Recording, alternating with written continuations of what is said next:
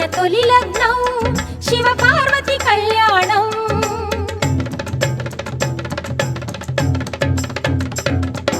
పార్వతి కళ్యాణం కాంచిన ఆనందం జగాన తొలి లగ్నం శివ పార్వతి కళ్యాణం జగాన తొలి లగ్నం శివ పార్వతి కళ్యాణం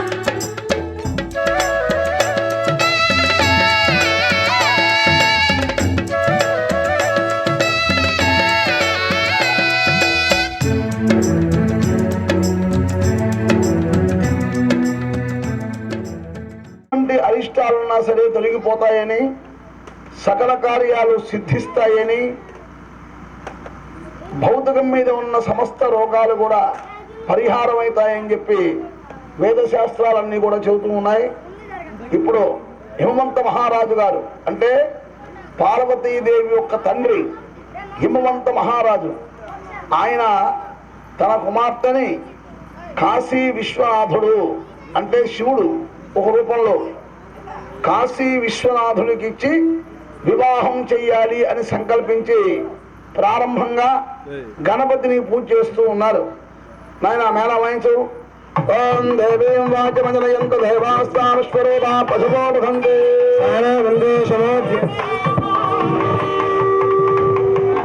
మంగళోర్జందుహానాథేనువిలాకస్మానుపతిష్ఠులైతో అయం ముహూర్త స్వముహూర్త అస్తు.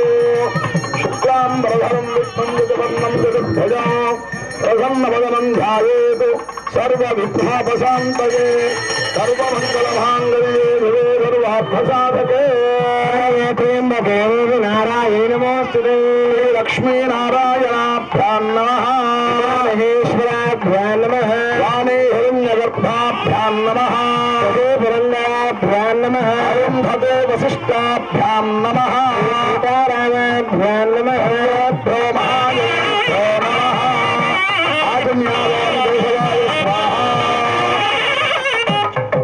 ఓం నారాయణాయ స్వాహ. ఓం మాధవాయ స్వాహ. గోవిందాయ నమః. విష్ణువే గోవిందాయ నమః. విష్ణవే నమః. మధుసూదనాయ నమః. త్రివిక్రమాయ నమః. వామనాయ నమః. శ్రీధరాయ నమః. ఋషికేశాయ నమః. పద్మనాభాయ నమః. దామోదరాయ నమః. శంకర్షణాయ నమః. వాసుదేవాయ నమః. ప్రద్యుమ్నాయ నమః. మనిరుద్ధాయ నమః. పురుషోత్తమాయ నమః. అధోక్షజాయ నమః. నారసింహాయ నమః. అచ్యుతాయ నమః. జనార్దనాయ నమః. ఉపేంద్రాయ నమః.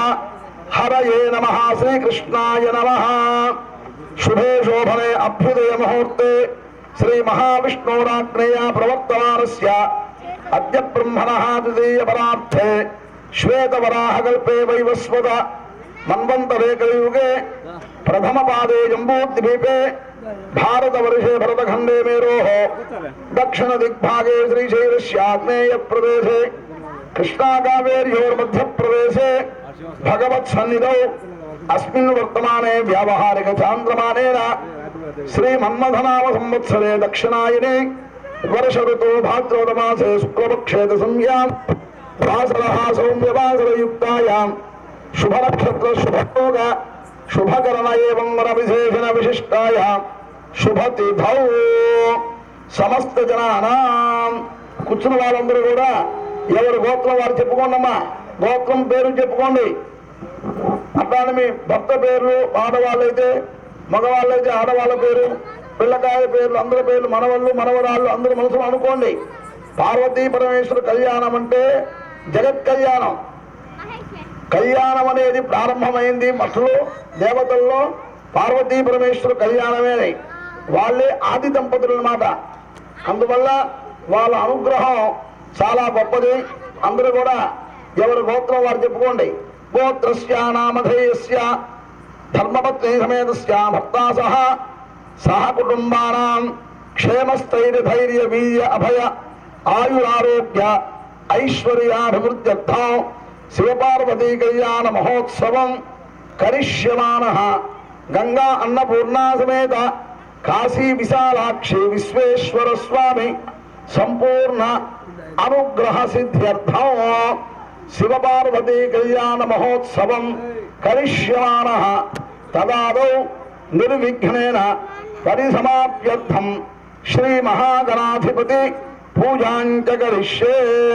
తరంగ కలశారాధనం కలశం గంధపుష్పాక్షరైరభ్యర్చ్య కలశే ఉదకం పూరయిత్వా కలశశోభరే హస్తం నిధాయ.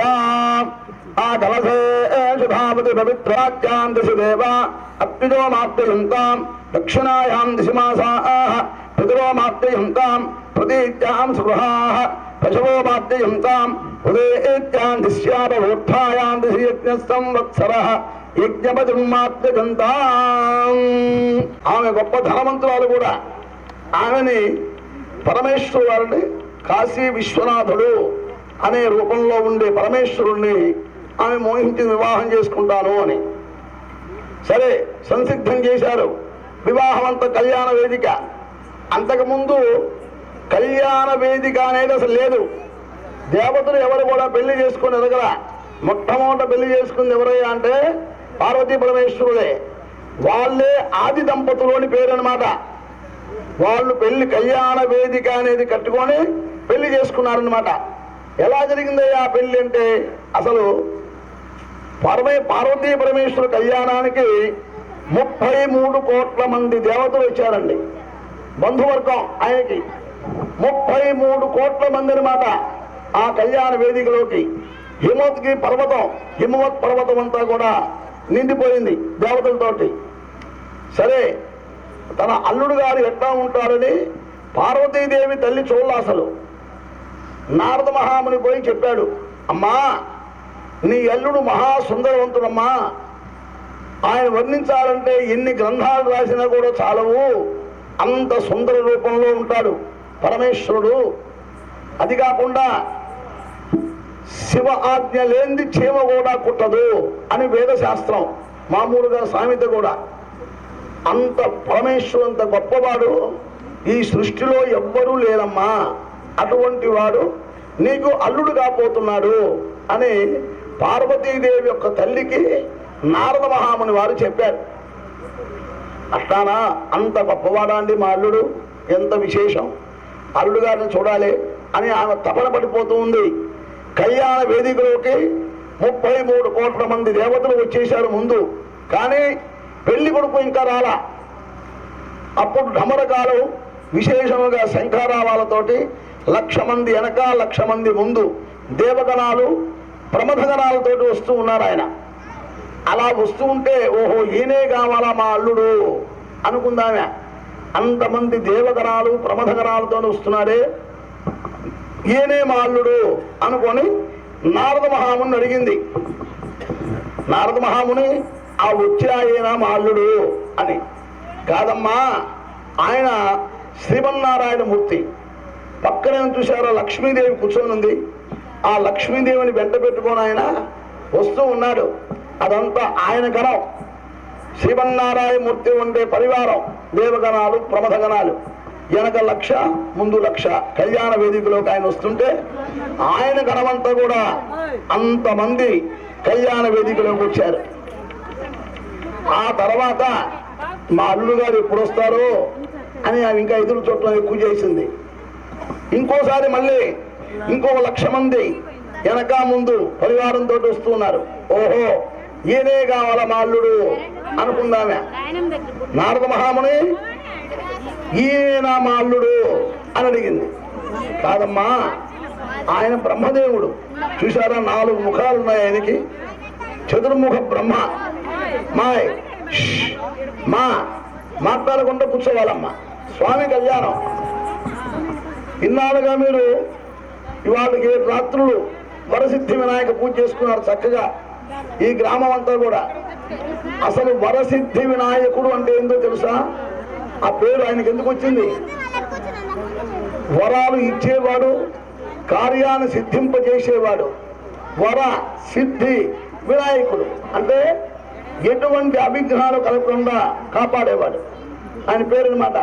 అందుకు వరసిద్ధి వినాయకుడు అని పేరు. అయితే ఇంకొక ఆయన 1,00,000 మందితోటి పరివారానికి పెళ్లి పందిరిలోకి వస్తూ ఉన్నాడు. ఈయనే కావాల మాల్లుడు అనుకుంది. కాదమ్మా, ఆయన బ్రహ్మదేవుడు. అదిగో పక్కనే సరస్వతి అమ్మవారు వస్తుంది చూశారు ఆయన పక్కన. అంటే మీ అమ్మాయి పెళ్లి చేయించడానికి వచ్చే బ్రాహ్మడు ఆయన. బ్రహ్మదేవుడు పార్వతీ పరమేశ్వర కళ్యాణం చేయించాడండి ఆ రోజుల్లో. 4 వేదాలు చెబుతూ 4 ముఖాలతోటి పార్వతీదేవి పరమేశ్వర కళ్యాణం చేయించింది ఎవరయ్యా అంటే పెళ్లి బ్రహ్మదేవుడు చేయించాడు. ఆయన వచ్చాడు. అమ్మా ఆయన అయితే మా అల్లుడు ఎప్పుడు వస్తాడు, ఇంకా రాలేదే అని ఎదురు చూస్తూ ఉంటే పరమేశ్వరు వారు 1,00,000 మంది గణాలు, ప్రమథ గణాలు, దేవగణాలు, నంది, భృంగి, చండి ఉపదేవతలతోటి భూత ప్రేత పిశాచాలు వెనకంతా కూడా పెళ్లి పందిరిలోకి భూత ప్రేత పిశాచాలు రావు, కానీ పరమేశ్వర కళ్యాణంలోకి వాళ్ళు కూడా వచ్చారట. ఎందుకు వచ్చారో తర్వాత చెబుతా. అంత గణాలతోటి స్వామి బయలుదేరి వస్తూ ఉన్నాడు. ఎలా ఉన్నాడయ్య ఆయన? పెళ్లి కొడుకు ఎట్లా ఉంటాడు? మామూలుగా పట్టుగుట్టలు కట్టుకొని చక్కగా భాషికం కట్టుకొని బుక్కల చుక్క పెట్టుకొని బంగారు నగలు మెల్లో వేసుకొని కళ్యాణ వేదికలోకి వస్తాడు పెళ్లి కొడుకు అంటే. కానీ పరమేశ్వరు అట్లా పులి చర్మం ధరించాడు, ఒళ్ళంతా విభూది, రుద్రాక్ష మాలలు, ఆయన మెల్లో పాము దండలు. ఎటు చూసినా ముందు దేవగణాలు, ప్రమథ గణాలు, నంది, భృంగి, చండి, వెనక భూత ప్రేత పిశాచాలు. ఆ పాములు అని పైకి లేస్తూ ఉన్నాయి. ఎటు చూసినా నాగు పాములు మెల్లో నుంచి అలా బుసలు కొడుతూ లేస్తూ ఉన్నాయి. పార్వతీదేవి తల్లి చూసి ఒక్కసారి భయం కలిగింది ఆమెకి. ఆయన జటాజోట ఎట్లా ఉంటుంది? మామూలుగా పెళ్లి అంటే పెళ్లి కూతురికి చక్కగా పూలజడ వేస్తారు. అదే పెళ్లి కొడుకు ఏం చేస్తారు? చక్కగా తల్లి స్నానం చేయించి చన్నగా నీటిగా దువ్వుకొని కళ్యాణం బొట్టు పెడతాడు. కానీ ఆయన జటాజుటాన్ని దువ్వుకోలా, అంతా విడపోశాడు. బూజు పట్టిన దూదిలాగా ఉందన్నమాట ఆ జటాజూటం అంతా. ఆయన్ని చూసి పార్వతీదేవి తల్లి భయభ్రాంతులైందట. ఈయన మా అల్లుడు అంత గొప్పగా వర్ణించాడే నారద మహాముని, ఈయనేదో పెద్ద పిశాచిలాగా ఉన్నాడే, ఈయన మా అల్లుడైంది. ఈయన మా అల్లుడు కాదు, ఎందుకంటే నా బిడ్డ మహాసుందరవతి, ఇటువంటి వాడికి నా బిడ్డనివ్వను అనింది. ఎక్కడా నారద మహాముని? నారద మహాముని చాలా గొప్పగా వర్ణించారు పరమేశ్వరుణ్ణి. ఎక్కడ ఆయన పరమేశ్వరుడు వస్తుంటే ఆ నారద మహాముని ఆ వీణ చేతిలో పట్టుకొని హారా శంకర హారా శంకర శంకర శంకర హరా హర హారా శంభో హారా శంభో శంభ శంభో హరా హరా అని విశేషంగా నామ సంకీర్తన చేసుకుంటూ ఉన్నాడు. స్వామి వస్తూ ఉంటే ఆపవయా నీ నామ సంకీర్తన అనింది పార్వతీదేవి తల్లి. నా అల్లుడు అంత గొప్పగా ఉంటారని చెప్పావు, ఇలా ఉన్నాడేంది అనింది. అమ్మా నీ అల్లుడిని అసలు నువ్వు చూశావా? చూశాను. ఒక్కసారి నా అల్లుడు ఇట్లా ఉండాలి అని చూడమ్మా నువ్వును అనగానే నా అల్లుడు ఇంత ఇలా ఈ రూపంలో ఉండాలి అని పార్వతీదేవి తల్లి తన అల్లుడిని మళ్ళీ చూసిందట. అప్పుడు ఆ పరమేశ్వరుడు ఉన్నాడండి. కాళాభ్రభ్రమరాంజనద్వితినిభం వ్యావృత్త పింగే క్షణం కర్ణోద్భాసిత భోగిమస్తకమని ప్రోద్గీర్ణదంష్ట్రాం కురం సత్ప్రోత కపాల శుద్ధి సకల వ్యాకీర్ణ సచ్చేహరం. అంత రూపవంతుడు, అంత అందగాడు ఈ భూమండలం కాదు 14 లోకాల్లో ఎవ్వరూ లేరు. పురుషుడు అంటే పరమేశ్వరుడు అని ఆ తల్లికి అలా కనపడితే ఆమె ఆనందపడిపోయిందనమాట. కళ్యాణ వేదికలోకి పార్వతీ పరమేశ్వరులు వచ్చి కళ్యాణ వేదికలో కూర్చున్నారు. 33 కోట్ల మంది దేవతలు ఆ కళ్యాణాన్ని వీక్షించారు. ఆ రోజుల్లో అంత విశేషమైన కళ్యాణం పార్వతీ పరమేశ్వర కళ్యాణం అండి. అదేమి సామాన్యం కాదు, జగత్ కళ్యాణం.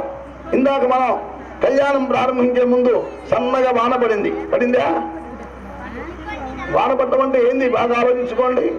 మానవుడికి ప్రధానమైంది ఏంది? నీళ్లు. నీళ్లు లేని భూమిలో ఏమీ లేదు. అసలు గ్రామంలోకి చక్కగా వాన పడాలి. ఆ వాన వల్ల రైతాంగం గొప్పగా పెరుగుతారు. అందువల్ల శివపార్వతీ కళ్యాణం గనక చేస్తే ఆ గ్రామంలో మంచి వృష్టి కురిచి సకాలంలో రైతాంగం ఏదైతే కోరుకుంటుందో ఆ సమయంలో వాన పడి విశేషంగా అనుగ్రహిస్తాడు పరమేశ్వరుడు. అటువంటిది పార్వతీ పరమేశ్వర కళ్యాణం. ఆ కళ్యాణానికి అంతమంది దేవతలు విచ్చేశారు. ప్రారంభంగా బ్రహ్మదేవుడు కళ్యాణం ప్రారంభించారండి. మొట్టమొదట గణపతికి పూజ చేసేశారు. ఎవరు? హిమవంత మహారాజు, పార్వతీదేవి తండ్రి అనమాట ఆయన. ఇప్పుడు ఆయన సూర్య భగవాన్ని పిలుస్తున్నాడు. మాట్లాడకుండా చక్కగా కూర్చోండమ్మా, కళ్యాణం అంతా వివరిస్తా. అసలు కళ్యాణం ఎలా జరిగింది పర్వతంలో, ఆయన కళ్యాణం ఎలా చేశారో మంత్రం చెబుతూ మంత్రార్థం చెబుతూ కళ్యాణం చేయించి పెడతా. కాబట్టి ఆయన చక్కగా వినండి. పార్వతీ పరమేశ్వర కళ్యాణం విన్నామనుకోండి, మన భౌతిక మీద ఉన్న సమస్త రోగాలు పోతాయి. మనకి అమ్మాయి పెళ్లి చేయాలనుకుంటున్నాం, పెళ్లి చేయలేకపోతున్నాం. లేదు, ఒక 20 ఎకరాల పొలం వేసాం, లాభం రాలా. లేదు, ఒక వ్యాపారం చేశాం, లాభం కలగల. శరీరం అనారోగ్యంగా ఉంది, ఆరోగ్యం రాలా. ఏం చేద్దామంటే పలానా పూజ చేయండి అన్నారు. ఎన్నో పూజలు చేశాం, కలగల. ఎందుకు కలగలేదు? కలగాలి కదా, మనకి ఇవన్నీ అనుగ్రహించాలి కదా.